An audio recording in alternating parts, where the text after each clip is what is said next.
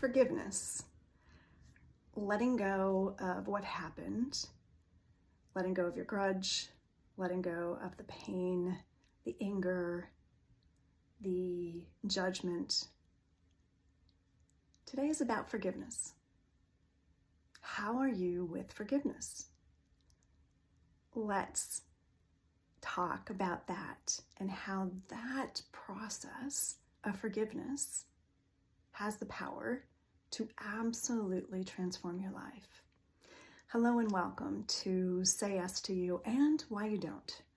Podcast for women who are great at saying yes to others, but not always as great at saying yes to themselves. I'm Claudia Braun, mindset, lifestyle, EFT coach for women who are ready to say yes to themselves. And I want to remind you, if you have not taken advantage of the Say Yes to You one-to-one discovery session with me, I invite you to take advantage of that to really up your game, especially at this time of the year when things can feel so dark and so heavy. Give yourself a little bit more support. And if you've had a session but it's been a while, I invite you to talk with me again. Let me help you unravel what's going on so you truly can feel the forgiveness that you deserve.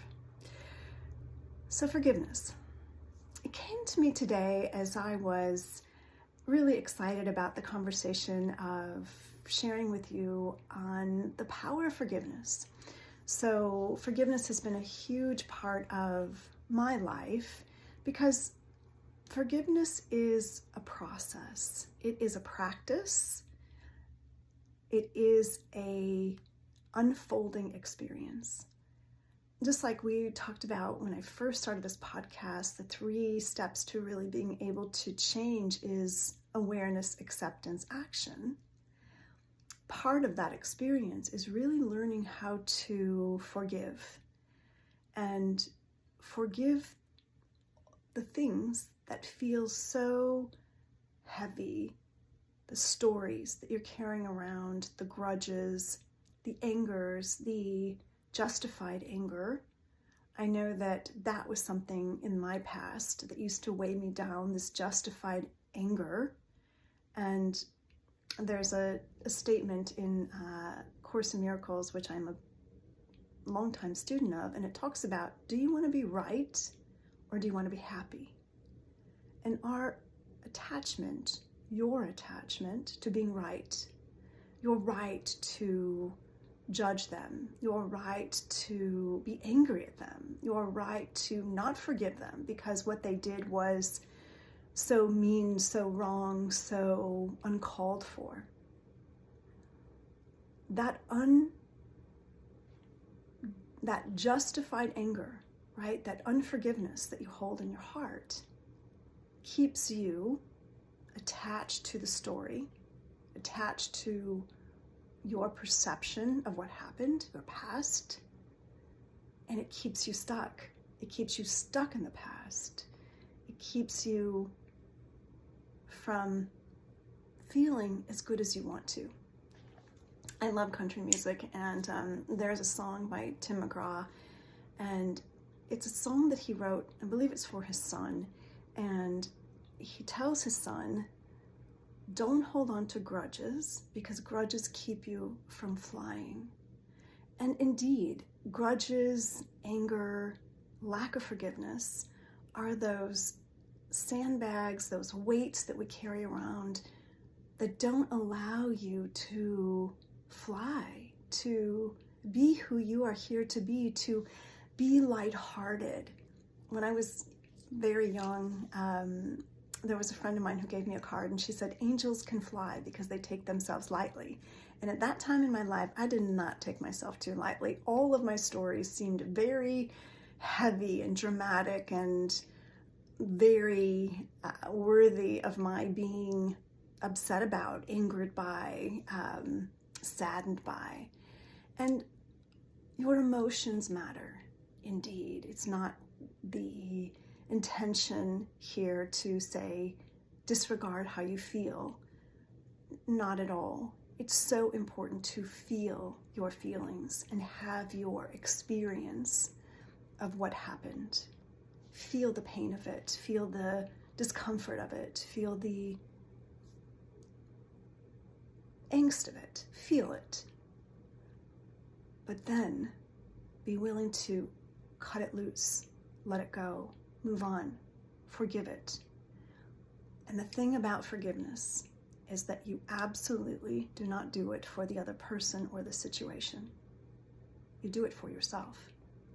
Because if you want to wake up in the morning and look in the mirror and feel good about you, good about how you feel in your skin, able, willing, excited to face a day before you and see what lies ahead, you gotta be willing to let go and have peace with what happened, even though you may not have wanted it, wished for it, thought it was right.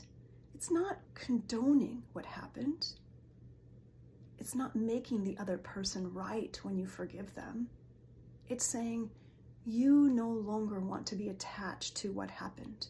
You no longer want to keep repeating that story in your head to make them wrong. Because when you keep repeating the story in your head to make them wrong, you stay attached to the story and you stay attached to the person and the situation. And it just takes up space within you.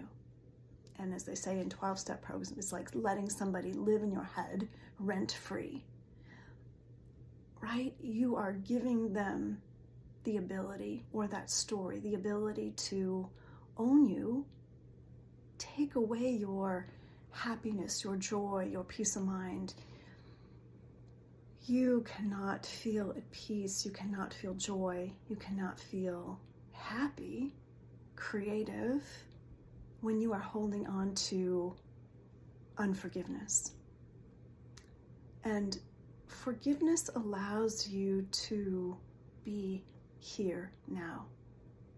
So often when I first start meeting with clients, so much of the beginning of the work together is really looking at how the past has affected where they're at now, and how much of that is still held in them, held in their mind, held in their body, and how, because of that, they're not able to let go. And as we unravel all those stories, and as they, through the process of our work together, are able to shift their experience of it, they feel lighter, they feel freer, they feel more at peace, they feel more present to themselves, more present to their family, co-workers. They feel themselves soaring in their work, able to handle situations which used to exhaust them, stress them. So at first, it can feel really daunting, especially if it's a situation where you have felt unforgiveness for a really long time. If you have been holding a grudge for something that was done maybe in your childhood, or maybe an ex-relationship, or an ex-employer, or maybe it's even the government. I mean, whatever it is, it doesn't matter. If you keep repeating the story about how wronged you are, how wrong they were, you just keep repeating it. You just keep feeding it. And to truly experience forgiveness, you need to stop feeding the story.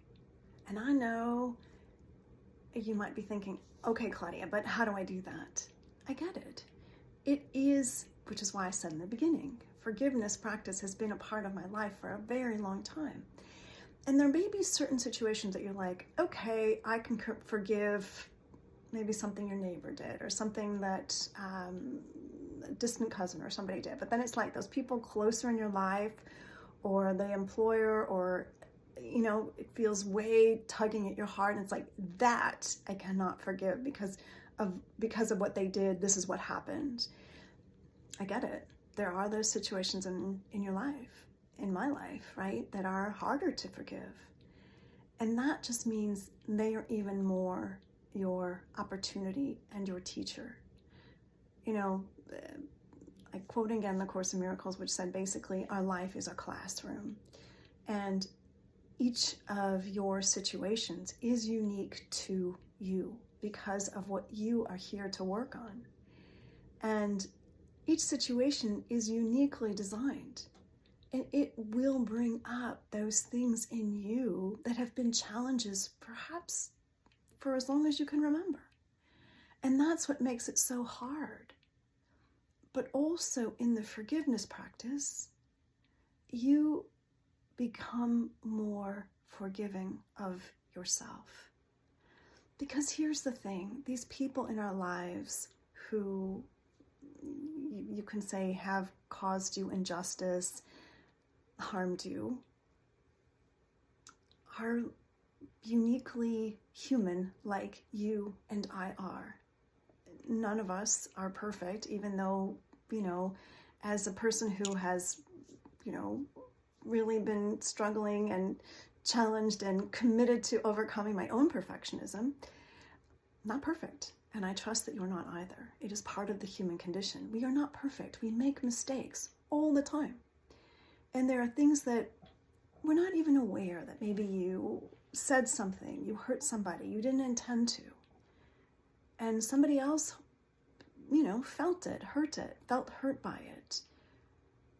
Those are opportunities, right? To find forgiveness for yourself that you didn't have any intention of hurting somebody. I was talking with a friend a couple of weeks ago, and she was on an airplane, and she was trying to get her bag up onto the overhead. It was very heavy. The flight was packed, and in trying to get her bag up, it slipped and it hit the woman sitting underneath. And the woman had had a lot of physical pain prior to my friend bag hitting her.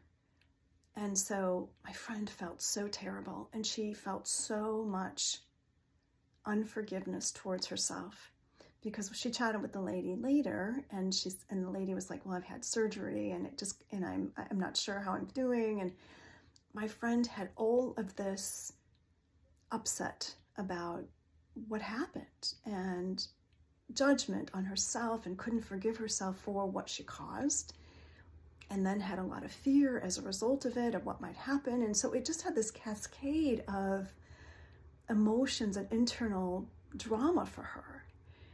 And that's what happens in forgiveness for yourself, for the situation. And that's what I helped her work through, is to come to that place of forgiveness.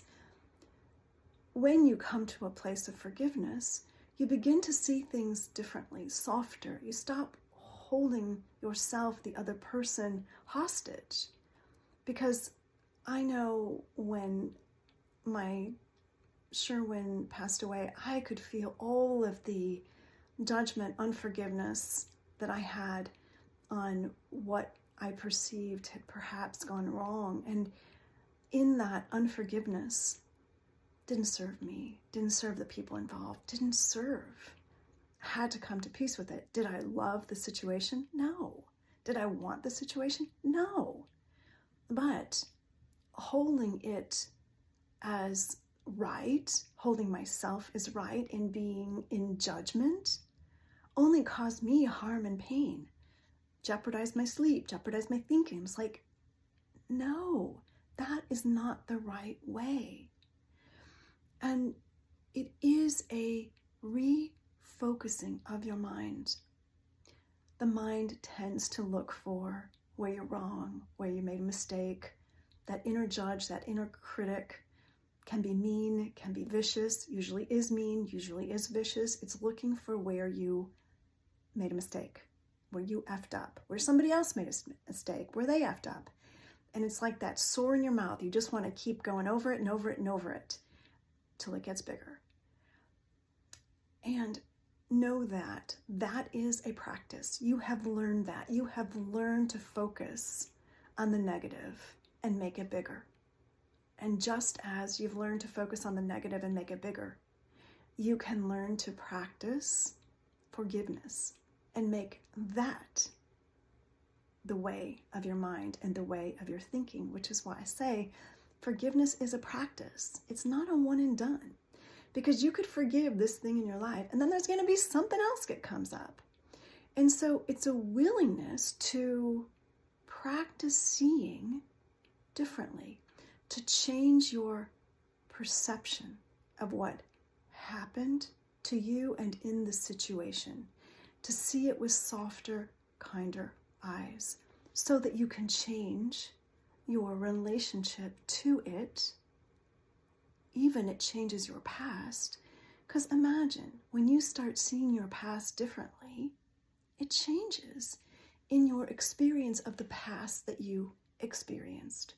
You know, they say that, and I know I've experienced it in my own life, and I've seen it in friends' lives, where two people come out of the same exact family and they have very different experiences of the same thing, of what happened, because it's how they process it in their mind. One person walks away from that family and says, oh my God, those parents, they were just, they didn't know what they were doing. They messed me up. And because of them, I can't do this, I can't do that. And then other people are like, they gave me so much freedom. I was able to do my own thing. I kind of figured things out. Perception, same experience. So the more you practice this willingness to let go, drop the grudge, drop the anger, drop the story that keeps you attached, the more you benefit, find freedom, forgiveness for yourself, for those other people and situations that you perceive have and are causing you harm, so that you can reclaim your peace of mind, your sleep, your physical well-being. You hold on to a grudge, your blood pressure rises, your cholesterol, everything changes. You can't feel anger and not affect your internal system. Everything gets messed up, right? So this is the invitation to ask yourself, where are you holding a grudge, not forgiving? And where would forgiveness offer you the kind of life that you really want for yourself? Because, dear you listening here, you get to choose what you want, and your thoughts are supporting what you're choosing. So I am here with you on this journey because every day I practice this, and I know that it may not be the easiest path, but it sure is the most fulfilling and satisfying. And you know that you can walk down the street and feel happy and at peace, and you might look around and see, oh my gosh, all these people around me look really angry, sad, cut off. When you find freedom, when you find that inner peace, you feel a lot more joyful, lighter, connected, creative. Forgiveness offers you more of your own life back. So I love when you leave a comment, so please share your thoughts, your comments, and share this podcast if it has spoken to you. For those in your life who perhaps are holding on to a situation and you think this could really benefit for them to hear it, I would appreciate your sharing the message. Thank you for being here today. I am Claudia Braun, mindset, lifestyle, and EFT coach. Thank you for being on Say Yes to You and Why You Don't. And don't forget to access the complimentary Say Yes to You 1-to-1 session and help yourself step deeper into your own yes for yourself, free of the angst, the anger, the sandbags that are holding you back. Bye for now. I hope you have a beautiful week, and I will look forward to being with you next week.